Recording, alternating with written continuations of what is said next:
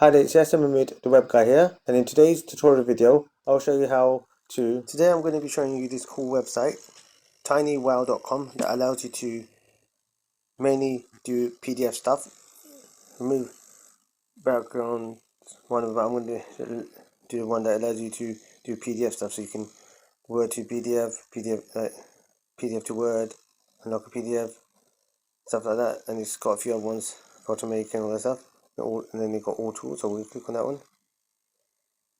I've only used this a little bit, but it gives you loads of different options. So we'll say we'll have a PDF to JPEG, that one, so it allows you to edit as well. So click on that one. Then we can up from my mobile or PC, depends on if you're using it on your mobile or PC, I guess. Then we say where do we want it from? File. Then we can go to our PDF. We'll go with that one. Tickets. So mark on warm up Watson concert.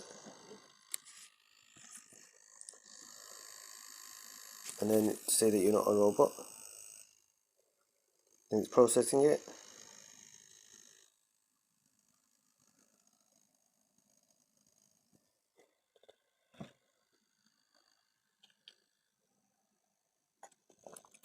And then we click on download so you can see that.